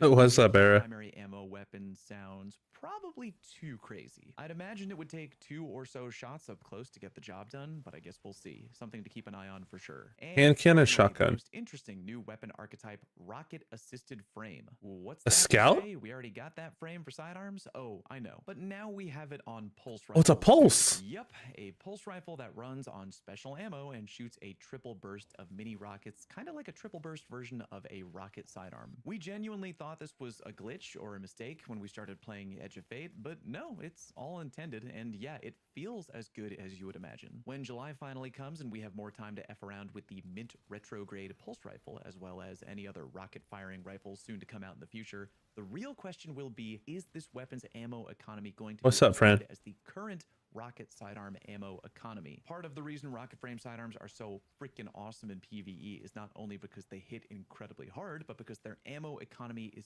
so easy to maintain. You can almost straight up use them like a primary ammo weapon. If rocket pulse rifles wind up being the same way, then Mint retrograde or any other rocket rifle will easily be high tier for PvE. I should also mention that the retrograde had some very interesting weapon perk options, including chain reaction, which, quick reminder, is not a perk currently able to be rolled on any rocket frame sidearm in the game. Anyway, double check the Excel spreadsheet down in the pinned comment for more info, and if you're not familiar with Excel, you can check I'm doing out the good. one-page I'm doing okay. calculator by clicking the little tab options down. A little tired. One more Edge of Fate video on the way for right now, and again, feel free to check out the others linked below. Thank you very much.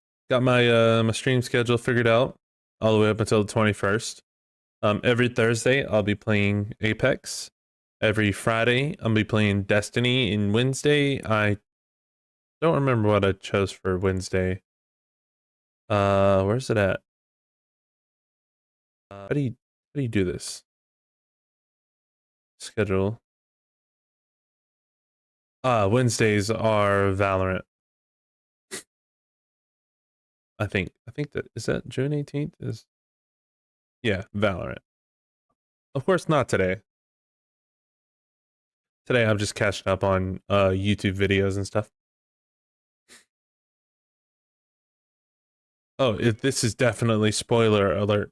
If you don't want to know anything, please Hello mute. friends, welcome back, and today we're going over my third video, I think, featuring footage of the Edge of Fate that I was allowed to record during a recent trip to Bungie. Today I thought it might be a good idea to go over a bunch of things under the overall umbrella of how gear will be changing in Edge of Fate. I'm gonna try not to go too overboard, but some things we'll touch on today. Tier 5 gear, both Everything we know, Era, is getting changed.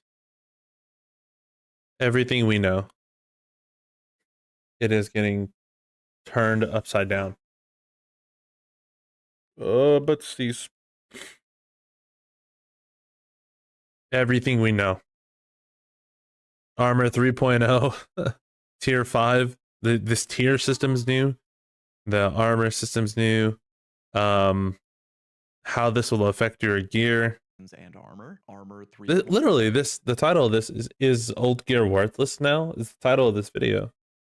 0.0, how you can earn high-level gear, and how this will affect your current gear overall. AKA, will my entire vault of God roll weapons and or armor become trash in Edge of Fate? Which will be an interesting discussion. More on that later. Why don't we start with weapons? In Edge of Fate, Bungie is introducing a new weapon tier system. You've probably heard the term tier 5 weapon thrown around a lot in a few Bungie dev streams and or articles. But what does that really mean, and how does that differ from a regular weapon? Why don't we go through each tier. This is a tier 1 weapon. Translation, a regular basic ass legendary weapon. Looks like any other legendary you might have clogging up your postmaster from God knows what activity. Here we have a tier 2 weapon. It has the same number of weapon perks available as tier 1, but you'll notice that the perks in column 3 and 4 are now both enhanced. This is a tier 3 weapon. Not only are the weapon perks in column 3 and 4 enhanced, but you'll notice that we now have double perks in column 3 and 4. Okay. Very nice.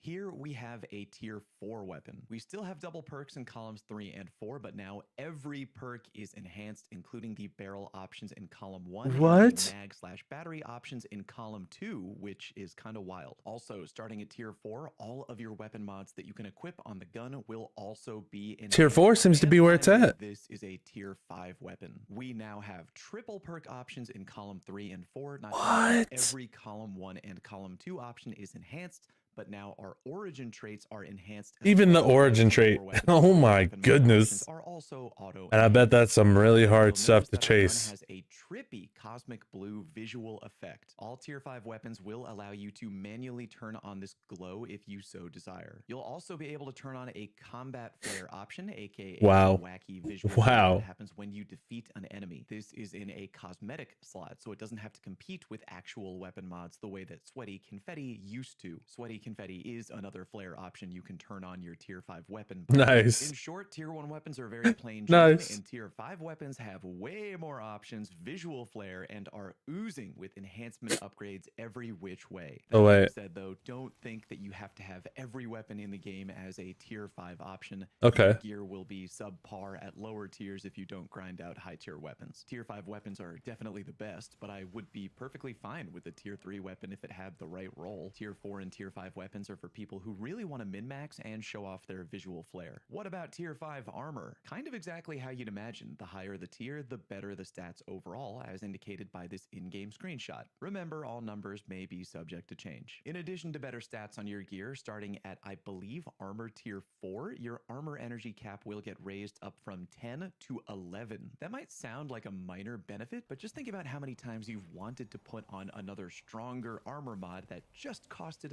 a little bit too much energy. With tier 4 and tier 5 armor, you'll be able to cram that bad boy in and hopefully make your build a little bit better. Tier 5 armor will Okay. also allow you to insert a tuning mod into your armor. This is kind of reminiscent of how Artifice armor mods work right now. It's like a free space on your armor that doesn't cost anything. A balanced tuning mod will slightly increase the 3 lowest stats on your armor, while other tuning mods will allow you to raise one stat while lowering another. Dude, If you're the build wondering why crafting. only one stat in particular Oh can my get goodness. raised, as shown here, well, check that tiny little symbol down by my armor stats. What do those 3 tiny lines mean? That would be my armor's tuning socket stat. It is determined by RNG when your armor drops, and those 3 little lines indicate what your arm's socket stat will be out of all 6 options. And by the way, yes, armor stats have changed, as you've noticed. Good eye. More on that a little bit later. For right now, why don't we answer a simple question? Now that we know the difference between tier 1 gear and tier 5 gear, how the hell do we get tier 5 gear to begin with? You can actually get it from a lot of different sources, but the ultra short version is harder / more challenging activities equals higher tier gear. And Okay. the good news is, with a lot of activities in Edge of Fate, you have the ability to directly F around with and adjust the difficulty level of what you're doing thanks to customizable challenge modifiers. Check it out. From the new portal screen, I head down over to the fire team option and click open the Devil's Lair mission option out of all the options I have available. I hover This is over the crazy. reward package This is gonna to get take a pushed to lot the to piece. current It's difficulty gonna modifier. like I'm it's a looking whole at new the game. tier 2 It's a whole new rewards at game. the end of the mission. See how the engram has 2 diamonds on it? That means that would be a tier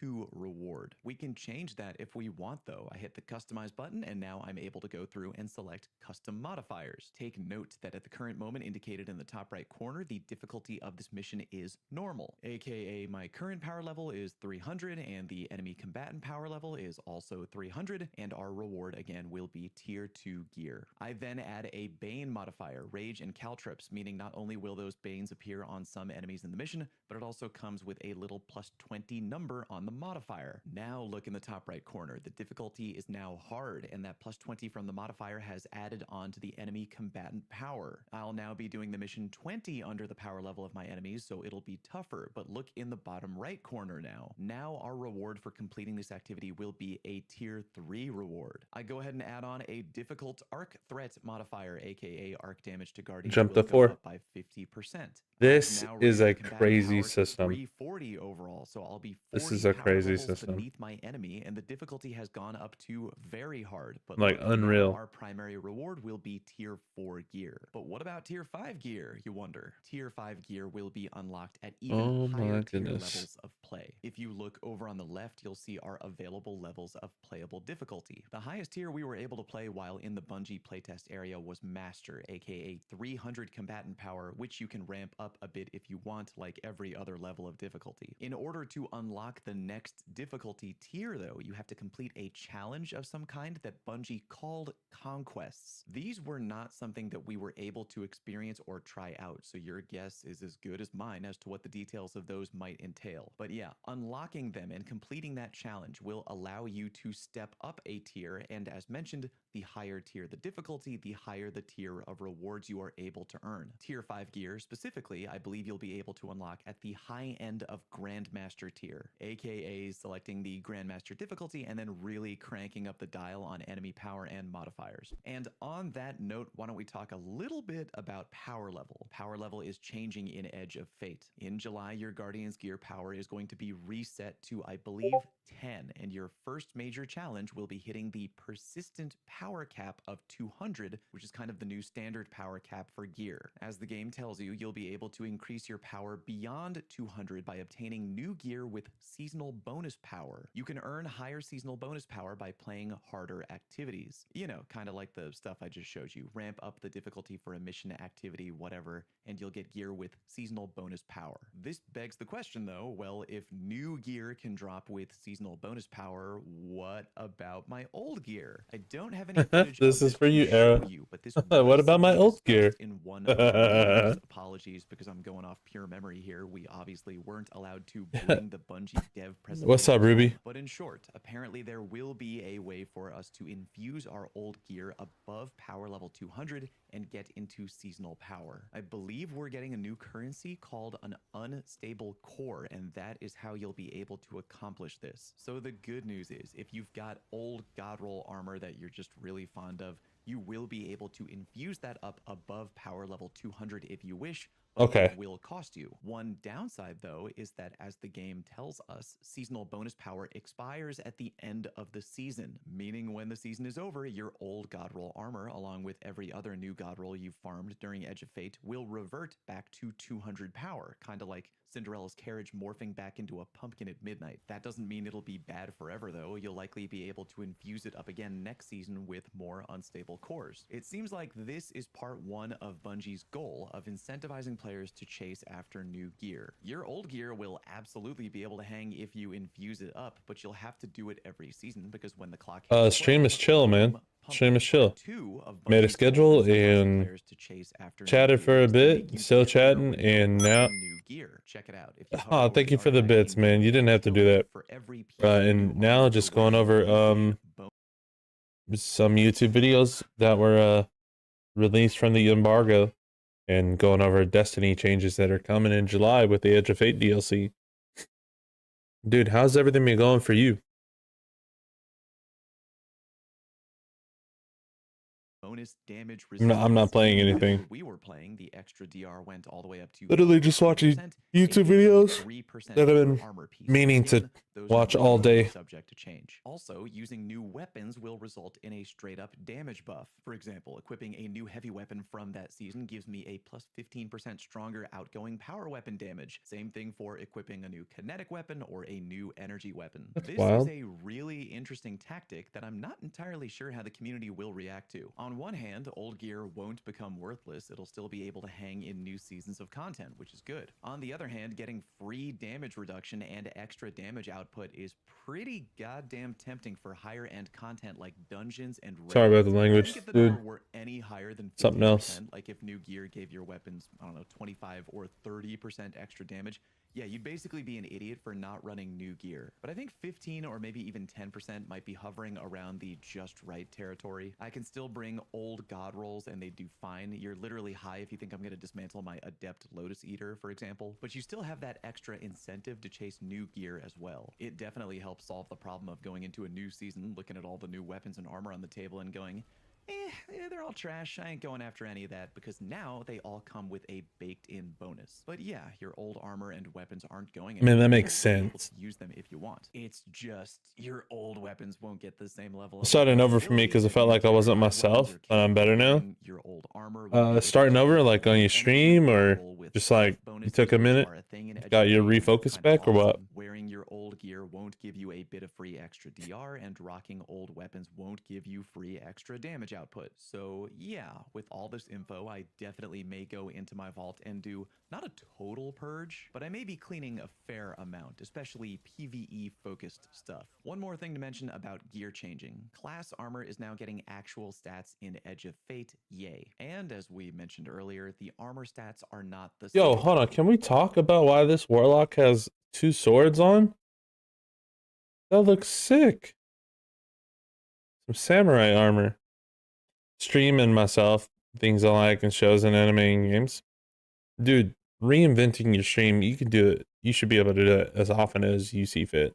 Mobility, resilience, and recovery are no longer a thing. Don't let it We trip. now have It's okay. health, melee, grenade, Starting super, over is class, and a weapons. journey. Take note that getting these stats above It's level not a sprint. 100 will yield enhanced benefits, which is really interesting. At least it is to me. But yeah, class armor will now have stats going forward. And if you're thinking, oh god, does that mean I have to regrind all my exotic class armor rolls? I will literally throw my PS4 out a goddamn window right this Stop, second. dude. Thankfully, no. Exotic class armor in particular is retroactively getting stats baked into them, apparently based on what perk combos you have on that armor. Okay, one final thing to talk about with armor, and that is armor archetype. New armor in Edge of Fate will now have an armor archetype associated with it, and I believe there are 6 archetypes in total: Paragon, Bulwark, Brawler, Gunner, Specialist, and Grenadier. Each archetype has a primary and secondary stat associated with it. For example, Paragon has a primary stat in Super and a secondary stat in Melee. As you can see, this armor has a third There's stat so bar. many The aspects of this whatever the stuff. third stat bar is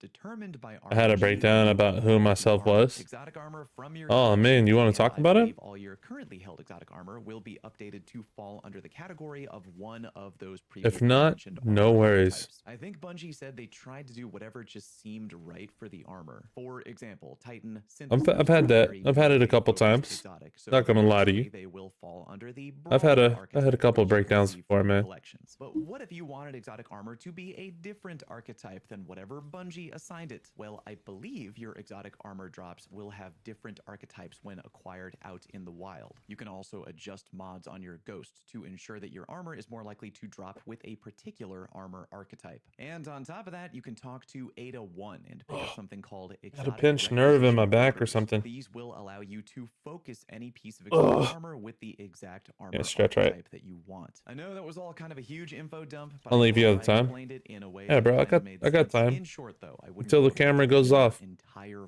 I got time, and even if I'm not on camera, you can hit up my DMs and I'll respond when I get the chance. You wish. That being said, new gear comes with inherent bonuses, which are definitely something to keep in mind. Because If I'm in the chair, I'm on the air. Belt, Just because I have kidding. More videos coming out on Edge of Fate. I wanted to say something catchy. So dude, that's a lot of system changes. Oh my goodness. So, what's up, guys? I'm at Bungie HQ right now. It's a lot of system changes. So he said now when Green talked about it. Edge Fate, first campaign mission. Titan Exotic. You went through the guns. I already went through that. Rework guide. Arriving with the Edge of Fate is what I would consider to be the biggest suite of build crafting reworks that we have ever gotten in Destiny 2. And thanks to Bungie flying me out to their HQ to get an early look at all of it, I get to tell you everything about it today. And if you want to see the rest of my early coverage of Edge of Fate, including the new exotic armors for each class, all of the new weapons, and an interview with game director Tyson Green, check out my Edge of Fate video playlist or stop by my channel after watching this video. In this one though, we will be talking about the 3 major build crafting changes arriving to Destiny 2 with the Edge of Fate in the gear tiering system, the armor set bonus system, and the complete stat hold on, Ruben. rework. Starting with gear tiers, all legendary gear that you receive in Destiny 2 moving forward will drop as a tier 1 through tier 5 piece of gear, with higher tiers being equivalent to better gear and with more difficult activities dropping said higher tiers. Looking For a at while back, armor I felt like first, I was gear tiers are just actually being rather everyone else what the tier suggested of your armor and is, what they so liked, not determine myself. how many Yeah, I remember you total telling me stat that, man. points on that armor there will be, with a tier 1 piece of gear granting you 48 to 53 total stat I'm listening, points, I'm listening. tier 2 granting 53 to 58, tier 3 granting 59 to 64, and tier 4 granting 65 to 72. Now, in the screenshot that we got from the capture event, you'll notice that tier 5 armor actually has an additional benefit that doesn't exist on any of the other tiers, and that is the stat tuning mod slot. What this means is that tier 5 pieces of gear will drop with a specific highlighted stat, and you'll have access to a brand new mod slot on that piece of armor that will allow you to increase the stat points of that specific highlighted stat by decreasing a different stat on that piece of armor by the same amount, effectively allowing you to custom tune each piece of armor exactly to your liking. I also want to note that while the in-game screenshot notes that the total be a tier 5 crazy- stat pool is 73 crazy to change to 75, Destiny. higher than that of the total stat pool of tier 4 He armor, just we throws a were told threaded at the spike event and- that tier 4 armor is actually where the total stat It's point wild. count will cap out, and tier 5 will only have the tuning slot as its exclusive benefit and will not drop with If I watched any it on total SpongeBob, stat I get the points reference, in but tier 4. losing Probably a yourself, good time to mention, I but understand anything that. captured I is do. of an early build of the game, and I do. all things are subsequently subject to change. Now, when it comes to gear tiers for legendary weapons, I guess you could say I'm sort of going through it right now with the whole being stay at home and not working out in the oil field anymore. Just trying to figure out who I am as a person outside of just being a dad, you know. Traits. At tier 2, though, both of your 3rd and 4th traits will drop Like there's times where I'm like, man, I'm not making the quote unquote right content that I want to make. But also sometimes I feel like I don't know what I want to make. So if I take a step back and I look at, let me just stop. If I take a step back and look at like, what am I known for? Like people know me as a variety first person shooter, like streamer.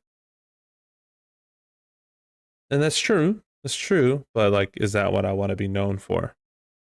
The answer is I don't know. I don't know. ideally I want to be like an IRL creator and have a camera and like vlog with my family and stuff, but one, don't know how. Two, don't have the equipment to know how. Three, I don't have time to edit. I just don't. It's overwhelming when I think about the time to edit. And then like it'd be great if I could just pay somebody like to help me get started, but you need the revenue to come in first for that. But priorities, you know what I mean? Like gas and groceries are what I'm trying to help with using my streaming. So paying somebody to be an editor comes after. And then that just loops back into, man, what can I do until then? And if what I'm doing until then, is it helping me in the long run, or am I just wasting time? These are just thoughts that I have throughout the day.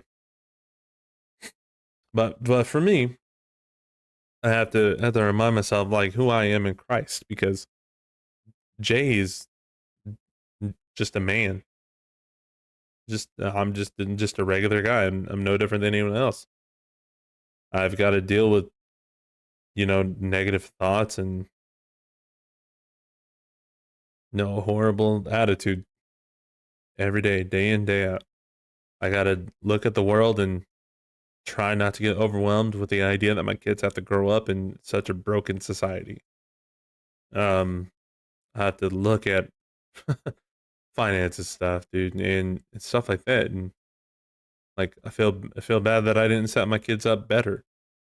Well, like trying to deal with a whole bunch of regret. And I'm just taking down the mental path that I've been on, just trying to relate to you because I get it. I get it. May not be, tit for tat. It may not be like I'm wearing your exact shoes, but man, I understand the overwhelming feeling of not knowing who you are because of your circumstance. I get it. I truly do. But the Bible helped out with that. Because we can find our identity in Christ, and no matter what our situation looks like, feels like, or seems like, what does God have to say about who you are? He says you're beautifully and wonderfully made in his image. You are made to do great things for the kingdom of God. You just have to be willing to accept him and let him guide you. And I have a hard time like letting him guide me,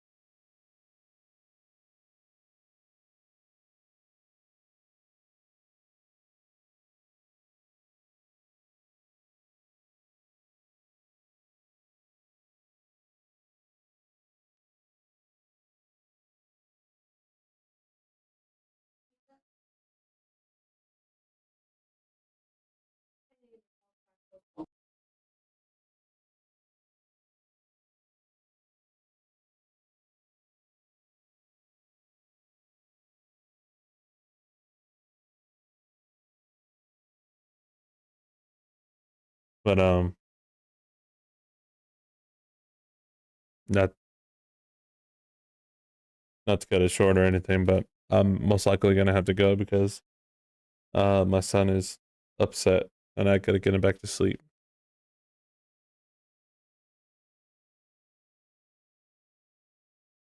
I want to get to making the content that I want to, but to do that, I gotta start hitting the live button a lot more, and not just on the grind just to be on the grind, because that's not the intention. You know, my goal is to encourage other people because I need encouragement myself.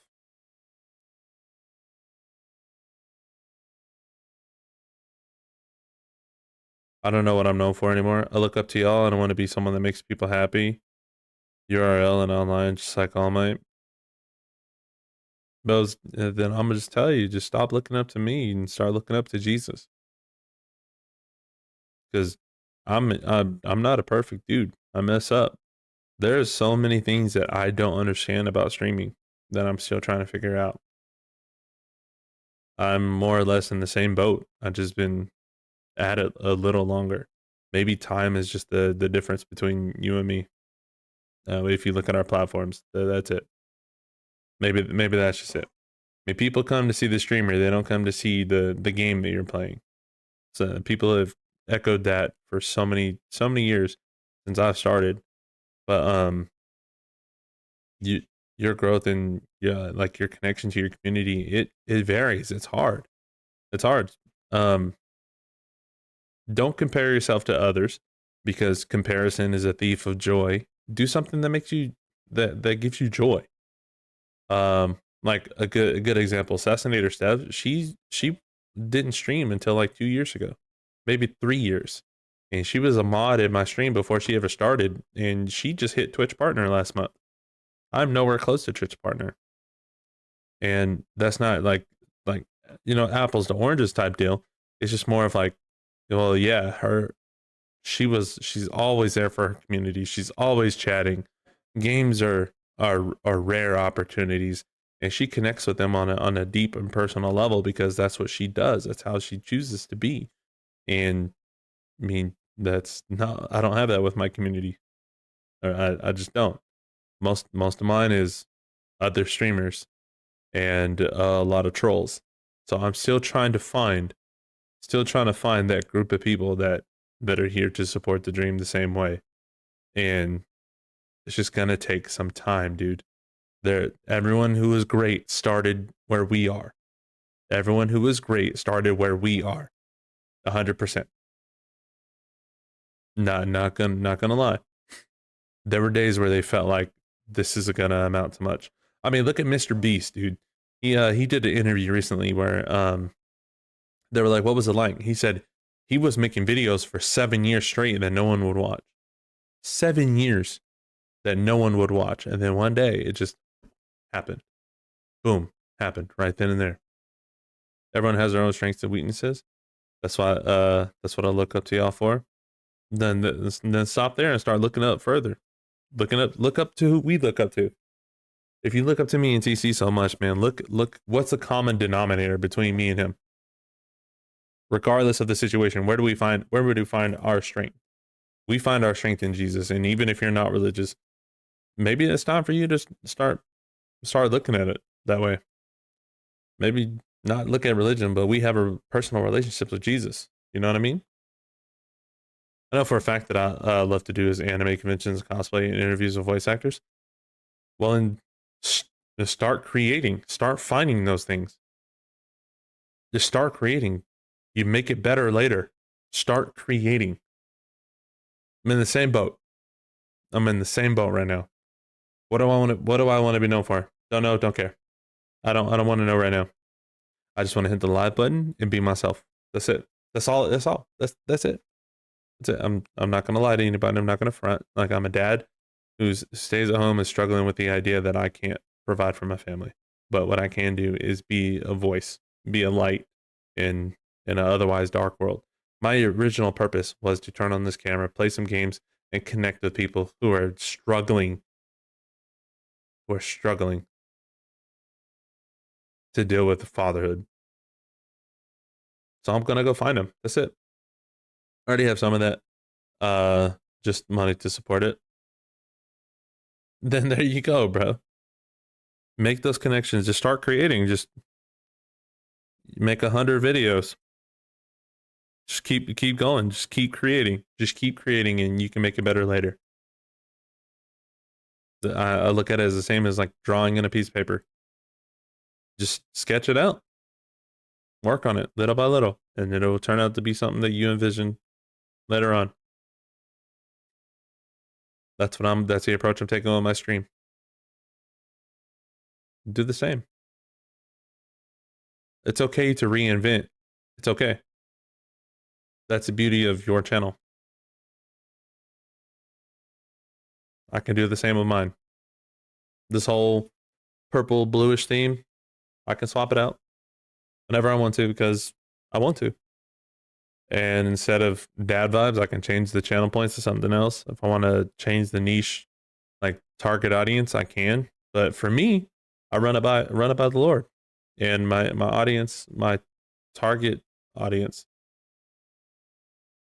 My target audience is fathers like myself. So I'm on a mission to go find other fathers and see what they're doing, see what they're playing. That's my goal. That's what I'm after. To be a content creator and take care of my family, I'll figure it out somehow, some way. But for now, I'm just me, bro. I'm just me. That's gonna be it for me. If you're watching this later on YouTube, go ahead and hit the bell, get the notifications on, hit the subscribe button, share this with a friend. Let them be encouraged by the things that we were talking here on the live with Ruby Red Productions. If you guys haven't checked out his YouTube, please go check it out. Check out his Twitch channel. He's gonna be making some awesome content. You're not gonna want to miss out. Shout out to Papu, who hung out with us earlier talking about some Dune, and shout out to Fallout and Mactix for their videos covering the Edge of Fate DLC and the early look that Bungie gave them. I'll be linking their stuff down below when I post this VOD. Go check out their channels, drop them a subscription over on YouTube, and support their content for sure. That's going to be it for me. If you're watching on Kick, be sure to hit that follow button. I'm trying to grow the platform to the affiliate standard. Don't know what that is, but Kick and YouTube